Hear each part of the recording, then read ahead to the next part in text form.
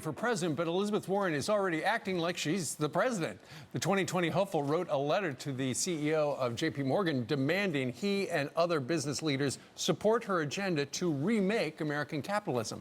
In it, she writes, quote, "I expect that you will endorse and wholeheartedly support the reforms laid out in her Accountable Capitalism Act." Joining us right now is an accountable capitalist, former CEO of CKE Restaurants and the author of The Capitalist Comeback, Andy Puzder. Andy, good morning to you. Yeah, good morning, Steve. I have a feeling her view of capitalism is different than yours. I don't know what view she has of capitalist. She claims she's a capitalist to the core. Right. I think she's more Native American than she is capitalist. I mean, this letter is ridiculous. She writes it like she's the premier of China, ordering corporations in China to do X or to do Y. You know, she attacks corporate profits, which is how businesses stay in business. It's how they make money that they can pay dividends. She then attacks dividends, which is how corporations get money out, not only to individuals or corporate executives, which seem to be her big concern, but also to 401k plans and pension plans. If pension plans, if their dividends are cut, they're not going to be able to meet their obligations to retirees. The entire letter she wrote to Jamie Dimon was an embarrassment. I hope people actually read it. Isn't this all about income or wealth redistribution? It is, and it's amazing because the Census Bureau came out in September with a report. It's called the Income and Poverty Report that said income inequality was down significantly in 2018.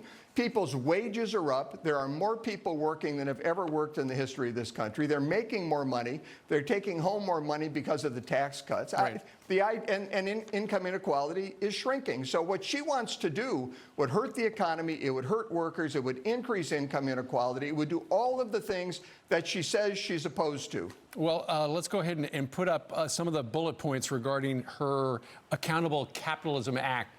For instance, large corporations, anybody making more than $1 billion a year, must obtain a federal charter. Right now, it's just a state charter.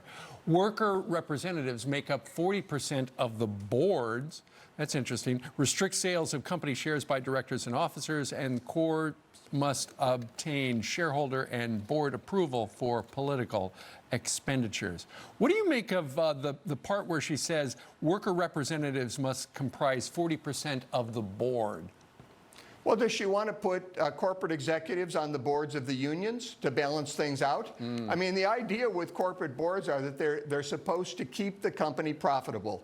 The workers have unions if they choose to unionize to try and negotiate with the company to keep workers' wages up. That's been working really well in this country. As I said, wages are way, way up. Why you would want to mess with that, there's only one reason, because you want the union vote, you want union leaders to support you, and you're trying to look like you actually care about what happens to workers, when in fact what you're doing would hurt the very workers that you claim you're trying to help.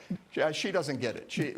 Matter of fact, I'm thinking about contributing to her campaign to be the nominee for the Democratic Party, because I can't think of anybody that would be better for President Trump than Elizabeth Warren. Well, but Andy, the message is potent. You know, it looks like she's fighting for the little guy. You know, the big shots with all the power, looks like she's taking shots at him, trying to bring him down to earth.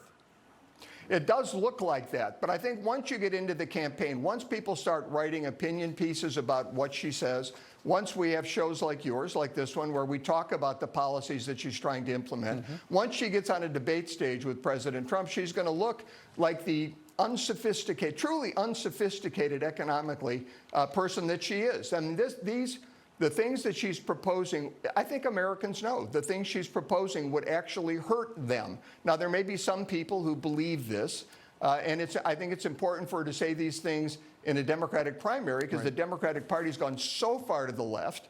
But I think she believes this stuff. It's a little scary when you think about it. Well, Andy Puzder, interesting conversation. We thank you very much, sir, for joining us today from Nashville. Thank you, sir. Good to be here.